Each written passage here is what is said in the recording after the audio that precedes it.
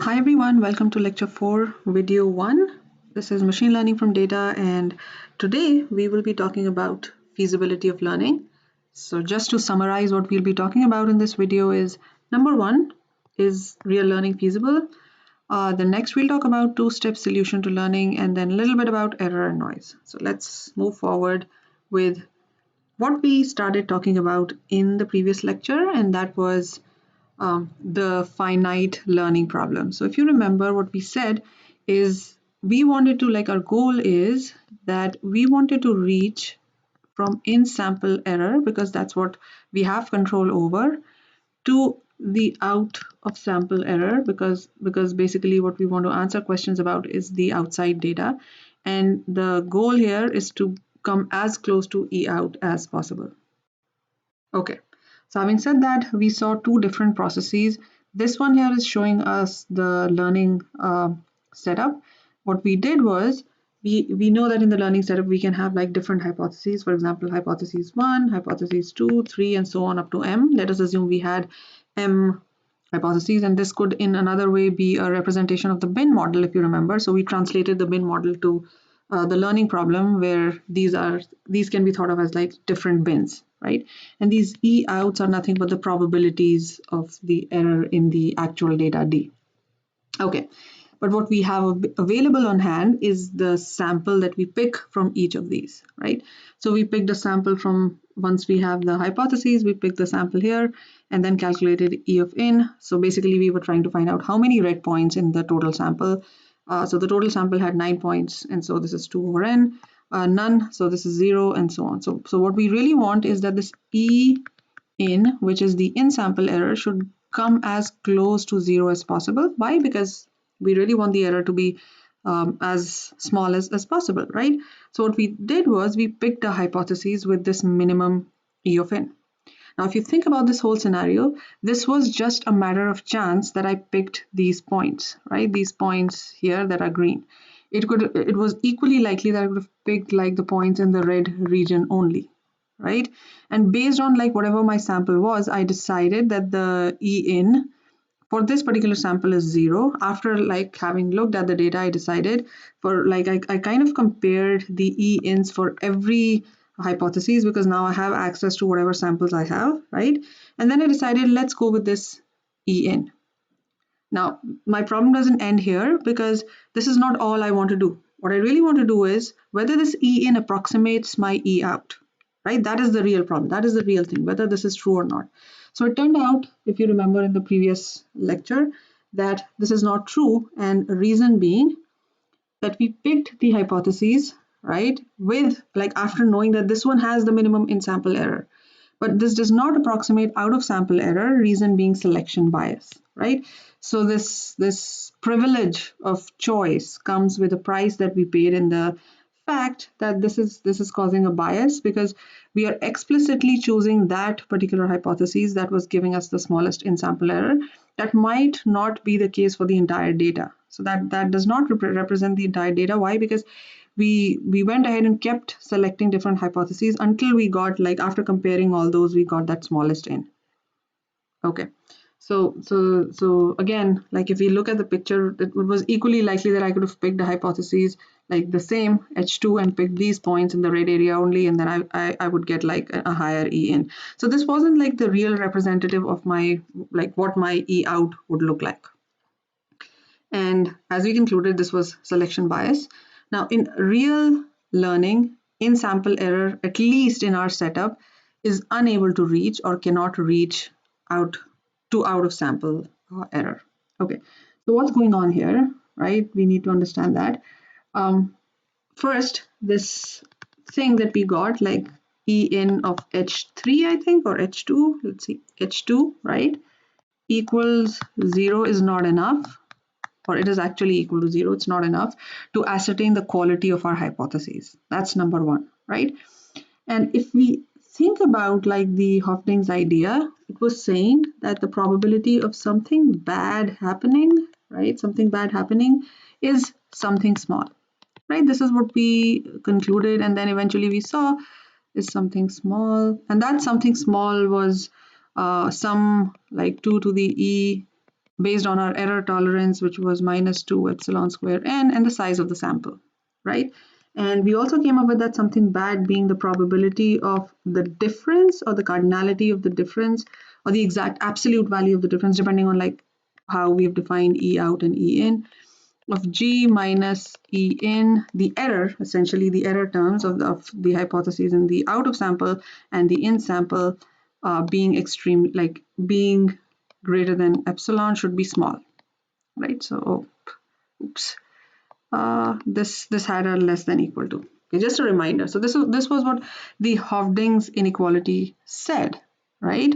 But now the issue here is that this inequality for this particular G, at least the way we chose G, because we looked at every E in and then we chose this G, the Hoeffding's inequality in its current form is not valid, right? So this is at least not valid, and I think we established that even in the previous lecture, right? So why we cannot apply Hoeffding's inequality to this scenario is because let's look at the definition of this inequality as such. Like in mathematics, what is the definition? So the definition is that it provides an upper bound, so the value on the right hand side, right, on the probability that the sum of bounded independent random variables deviates from how much from the expected value. Basically, that's what it's doing, right? So the way we defined our learning process was that we chose a hypothesis G, right? And we cannot apply Hoeffding's bound to that scenario because one, for the validity of this bound, right? So for the validity of the bound, we must fix H before we see the data, right? So we must fix our hypotheses before we see the data or before we generate the data, whatever the case is, right? Before we see the data. So there are certain assumptions, and one of them is just like independent random selection. If you remember, like one of the important assumptions was that the data has to be IID, right? Independent, identically distributed. So if we change that, or if we have the privilege, right? If we change H after seeing the data, right? After looking at the data, right? If we have this privilege after looking at the data, if we are able to change my H, right? Then it will violate the assumption on which Hoeffding's inequality is built, right? So these things are violating the Hoeffding's inequality, right? Hoeffding's inequality. Now this is important because we cannot just like in its current form go ahead and use the Hoeffding's inequality to the learning problem. Okay, so what is happening in real learning? Let's think about it, right? So we definitely can use Hoeffding's bound or the Hoeffding's inequality, but we have to do certain adjustments to it. So in order to do those adjustments, we need to understand what's happening in the real learning problem. In the real learning problem, the way at least we set it up in one of the earlier lectures was that we have multiple hypotheses, and there is this hypothesis set H, right? This is first thing. And then there is this learning algorithm, I'm calling it LA, right? That picks G, right? Picks one hypothesis that's known as G. This is going to be my final hypothesis based on some data, based on D is my data, after generating or after like acquiring the data, right? So after maybe generating is a good word, generating data. Right? It's not that I've looked at the data and then based on that I'm deciding my G. It's not the other way. It's the complete opposite. Okay.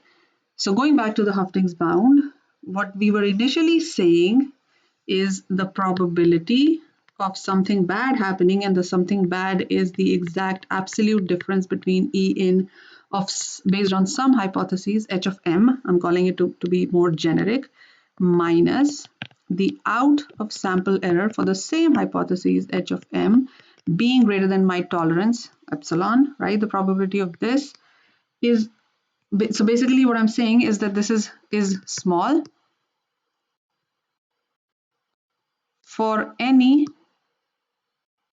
fixed H of M.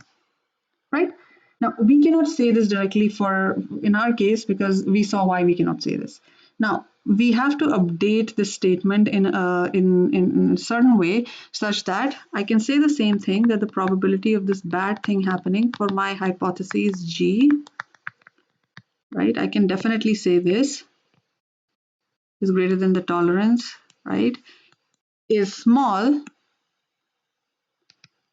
for the final hypothesis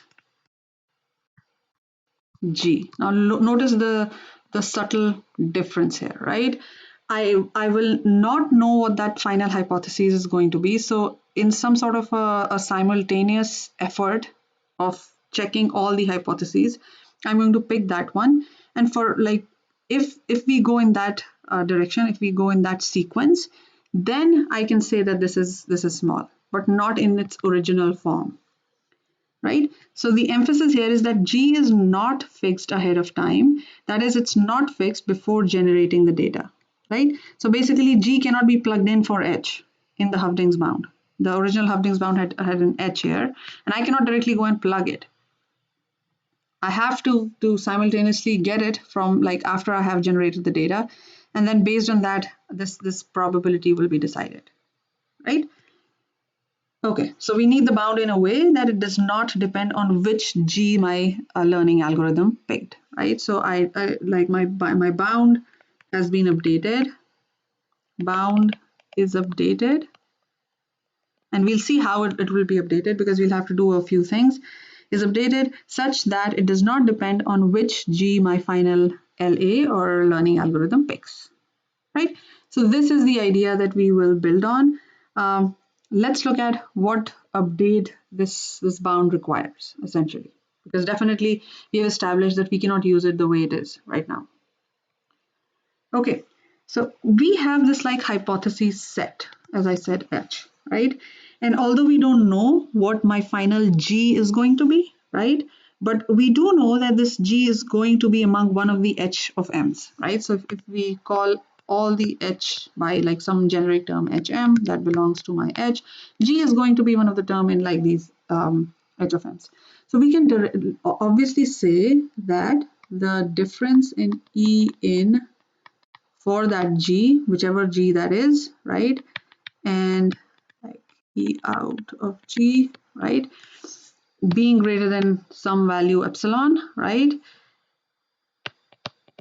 Is a subset of, so this is another way of writing that this implies, and this is also known as the subset relation in probability theory, right? So this means that this implies that this is a part of, or this is a subset of these, right? So let me write down what is it a subset of. So let's say my first hypothesis is H1 and all these H's belong to my final like big hypothesis set H, right? So E in of H1 minus E out of H1 being greater than epsilon, or, right, E in of H2 minus E out of H2 being greater than my tolerance, and so on for all the hypotheses, right? For the final one, let's call it, let's assume that this has like M elements, this H has M elements, this big M, right? Minus E out HM greater than epsilon, right?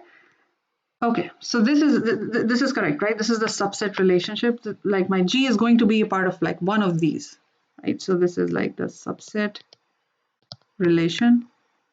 Now from probability theory, and I'm using it now, we know a few things about this subset relation. So let's say we have like A and B are two events, right? There are two events, and if A implies B, or we can also say that A is a subset of B, just like here, like my G is a part of my larger H, right? So we can say that the probability of A happening is at least less than like or equal to, right, the probability of B happening, right? So this is like one of the important, I would say, results in probability theory. This is a known result. And another result that we'll be using for this proof of updating the Hoeffding's bound for the learning problem is that if we have like these A, B, C, and Z, let's say like A, B, C, and so on, and I don't know, like whatever number of events, if we have like these events, then the probability of A, and of course I'm sure you've seen this, or B or C and so on, or Z, is always less than or equal to the probability of A plus the probability of B plus and so on the probability of Z. I'm sure everybody who has taken any probability course has seen that. This is the union bound, and we use that a lot. Okay, so we'll be using these results, and let's call this like some equation. Let's say equation 1, and then move on, right? So what I'm going to do is I'm going to put these rules together and apply them to equation 1. So let's go and apply to equation 1. Now I'm looking at not just the actual difference between the in sample error and the out sample error being greater than some tolerance. I'm actually interested in the probability of this event happening, right? So the probability of something bad, if you remember. So that's why I'm updating this to the probability of something bad happening is E in for that G, right? And of course now we have that condition defined that G is not selected before we looked at the data, right? And G, the probability of this event will always be less than the probability whatever we have on the right hand side. So for all the hypotheses in H, right, H1 minus E out of H1 being greater than epsilon, the probability of this, or the probability for the same thing repeated for E in H2 minus E out H2. If you think about it, I'm just like updating the previous equation, equation 1, with the probabilities, right? So then finally, for the probability of M, right, E in HM, uppercase M, because I'm saying that like the total number of hypotheses is M, and then E out HM is greater than this, right? And applying the second rule that we saw in probability, the right-hand side can be rewritten as, right, this is just the sum of all these, right, the sum of these terms. If you remember what we said here, right, the second one, the union bound. So I'm going to use the union bound here for the right-hand side, and I can write if M is from 1 up to M, because like the total number of hypotheses is M, is the probability that E in H small m, because that's the variable here, minus E out, again, small m, is greater than epsilon, right? So basically this should be less than this, which kind of tells me, which means that the Hoeffding bound for my G gets updated, and this is what I get. So this is important, and we will be using this a lot. So let me rewrite that here, minus E out of G in more like generic terms rather. The probability of this bad thing happening, and by the way, this is nothing, right, is at least less than or equal. Now this I have, because we have seen this before, right, and you know the outcome of this one. So in like putting that together, I can write this as 2 times e to the minus 2 epsilon square n, right? All of those terms are here, right? So I'm writing this for this equation on the right hand side, and what the additional term that we get in here is nothing but this m, right? Because the number of hypotheses that I have is m, right? And this on the right hand side gets converted to this form, right? So eventually what I have, right, is this bound for, this bound for my G, my final G, right? Okay, so think about it as like this is the Hoeffding's inequality for each of these m terms at a time, right? So if you don't like, if this is a bit confusing, how about we could have like replaced each of these. For example, here it would have been 2 e to the minus 2 epsilon square n for like this one, right? Similarly, there would be one for this one, there would be one for this one, and so on. So all I've done is like put them together, and I know the total number of these hypotheses is m. So that's how this got replaced. And let me just like remove this line here so that we are clear. Yeah, so this is what the Hoeffding's bound looks like for my G. Okay, so having said that, like mathematically speaking, this identity here or this equation here, let me call it like equation number 2, right? So this is actually telling, this is the uniform version of the original equation that we have, right? What this means is we are simultaneously like approximating all E outs by corresponding E ins, right? So this is different from what we said earlier, but the only thing like the downside of this equation, or you can just like tell that I have this like extra element m here, which wasn't there in the original bound, and obviously it's not there for each of the terms here, right? And but we have to take them all together because we cannot decide which g after looking which g we need eventually after looking at the data, right? So the price that we are paying here, the downside is that the probability bound is like lose by a factor of m than the original one for a single hypothesis, right? So we have to pay this price because like there is still some way, some amount of choice that's involved here, although now the choice isn't as good as it was in the earlier learning problem, right? But we do have like these number of hypotheses that we have to take care of. And also, if you think about it, if m is like not finite, then there isn't a lot of meaning to this, right? So we'll talk about it later on in one of the lectures. But yeah, the downside is that we have made this bound a little loose because of this m being added here, but that's what it is, right? So with this, I'll end this video. In the next video, we'll see what this entire thing means for learning.